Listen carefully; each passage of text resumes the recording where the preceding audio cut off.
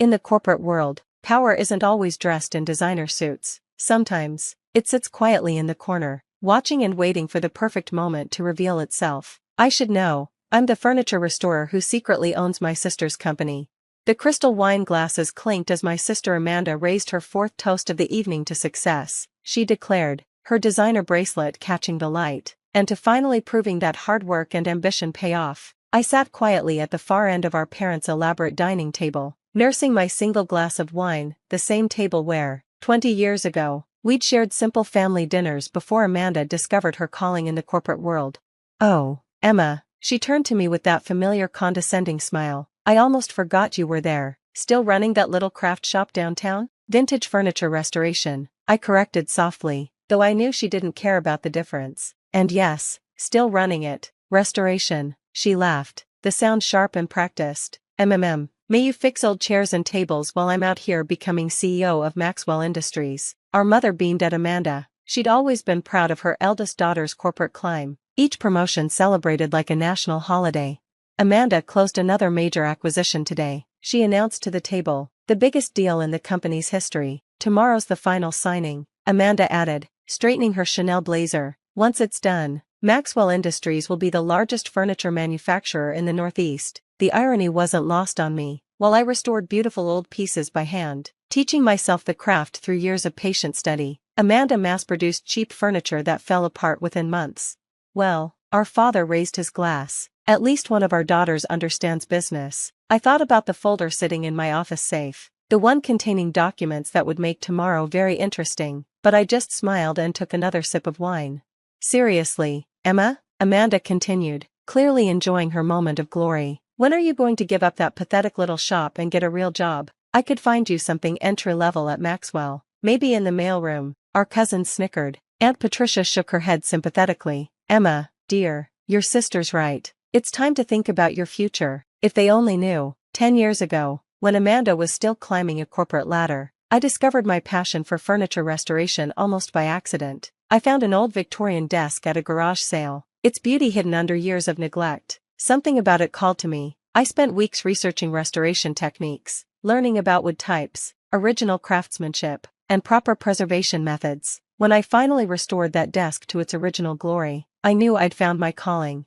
But it wasn't just about restoration. I saw something bigger, a way to preserve history while building a sustainable future. I opened my shop, Timeless Treasures, with my savings and a small loan from our grandmother, the only family member who believed in my vision. "Your sister chases money," Grandma told me before she passed away. "But you, my dear, you chase excellence. Remember that." What my family didn't know, what they never bothered to learn, was that Timeless Treasures was just the public face of my business. Behind the scenes, I built a network of artisans, collectors, and investors who shared my vision. We didn't just restore furniture, we preserved historical pieces, advised museums, and quietly acquired struggling furniture companies with potential. One of those companies was Maxwell Industries. 5 years ago, when Amanda was still in middle management, Maxwell was on the verge of bankruptcy. Their CEO had run the company into the ground with poor decisions and cheaper materials. I saw an opportunity. Through a series of shell companies and quiet negotiations, I purchased controlling interest in Maxwell Industries, but instead of announcing my ownership, I stayed in the shadows, watching as the board appointed new management, including my ambitious sister. Amanda had no idea that every major decision, every promotion, every acquisition she'd orchestrated had required my quiet approval. Her meteoric rise to CEO wasn't quite the solo triumph she believed it to be, and tomorrow's big signing, the deal she'd been bragging about all evening, it would require the signature of Maxwell's majority owner, me.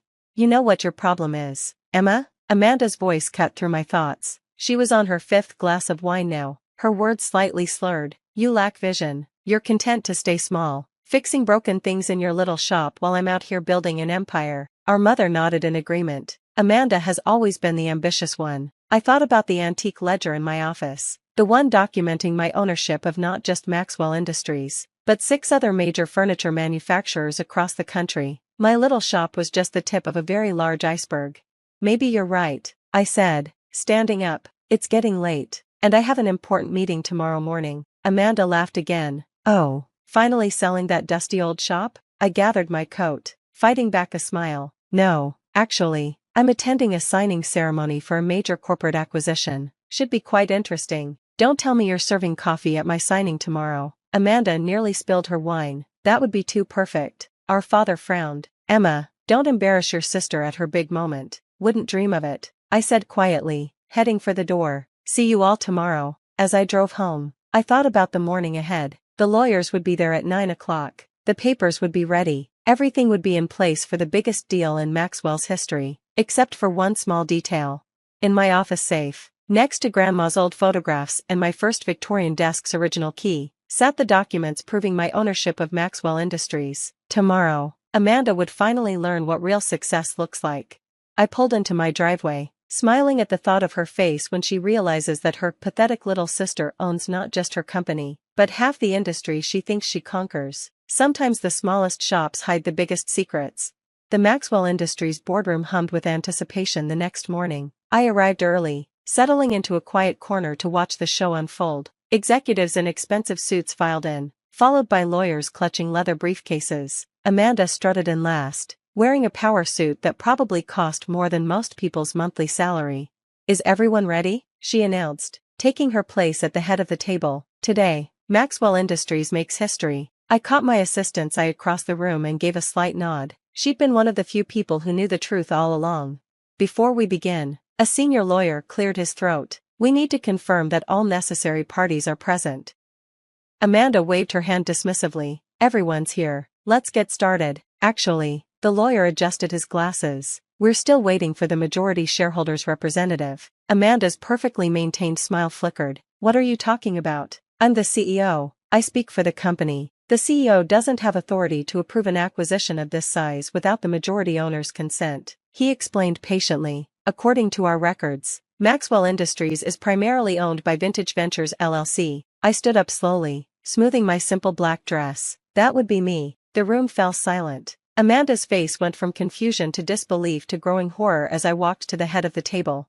Emma, she choked out. What are you doing? This is a closed meeting. I pulled a folder from my briefcase and slid it across the table. These documents confirm that Vintage Ventures LLC, which I founded 10 years ago, owns 57% of Maxwell Industries shares. The lawyer examined the papers, nodding slowly. Everything appears to be in order. Ms. Emma Bennett is indeed the majority owner of Maxwell Industries. Amanda shot up from her chair. This is ridiculous. She runs a furniture repair shop. She can't possibly. Restoration. I corrected her, just as quietly as I had the night before. And that shop is just one small part of my business empire, one you never bothered to understand. The room started to spin for Amanda. She gripped the table for support. How? When? 5 years ago, I said, taking her seat at the head of the table. When Maxwell was nearly bankrupt, I saw potential in the company. Potential that was being wasted by poor management and cheap materials. I opened another folder. I purchased controlling interest through a series of private transactions. The board needed new leadership.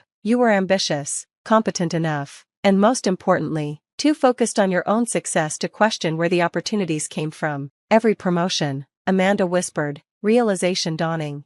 Every acquisition required my approval. Yes, I smiled. The board believed they were all your idea. Our parents chose that moment to burst into the room. They'd apparently been waiting in the lobby, expecting to witness Amanda's triumph. What's going on? Our father demanded. Why is Emma disrupting this meeting? The lawyer cleared his throat again. Mr. Bennett, your daughter Emma is the majority owner of Maxwell Industries, has been for 5 years. Mother actually had to sit down. Father's face went through the same colors as Amanda's had.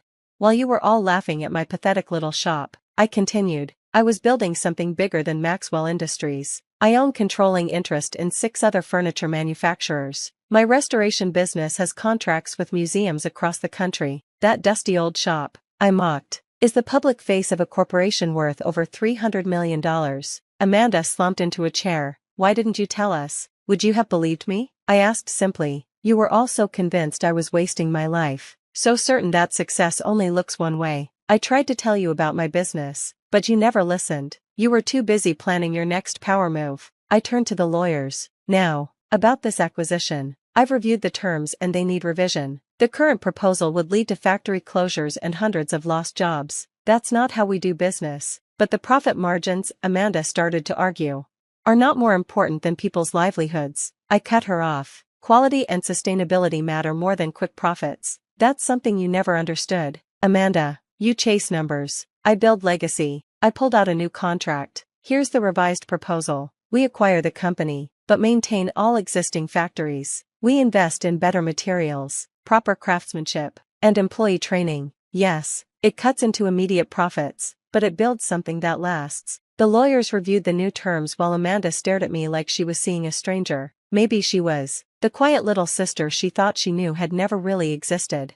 One more thing, I added. Amanda, you're being reassigned. Her head snapped up. You're firing me? No, I'm making you head of our new apprenticeship program. You'll work directly with our craftsmen, learning what actually goes into making quality furniture. Maybe then you'll understand the difference between building something and just running a business. You can't do this, our father interjected. Amanda is a CEO. No, I said firmly. Amanda is an employee of my company. A company I built while you were all too busy mocking my choices to notice my success. I stood up, gathering my papers. The meeting is adjourned. We'll reconvene once everyone has reviewed the new terms. Amanda, your reassignment begins next week. I suggest you spend the weekend thinking about what really matters in business and in life. As I walked out of the boardroom, I heard my mother's shocked whisper. All this time, we thought. That's the problem. I called back without turning around. You all spent so much time thinking you knew better that you never bothered to see what was right in front of you. Back in my little shop that evening, I ran my hands over the smooth wood of that first Victorian desk, the one that had started it all. It still sat in my office, restored to its former glory, but bearing the marks of its journey. Like me, it had been underestimated, overlooked, but ultimately proved its worth. I picked up my phone and dialed a familiar number. Grandma's Antiques. A warm voice answered. Hi, Mrs. Chen, that Victorian settee you mentioned last week? I'm ready to take a look, because while I might own a corporate empire now, I never forgot where I started. Sometimes the greatest success stories begin in the smallest shops, and sometimes the quietest person in the room is the one you should have been watching all along.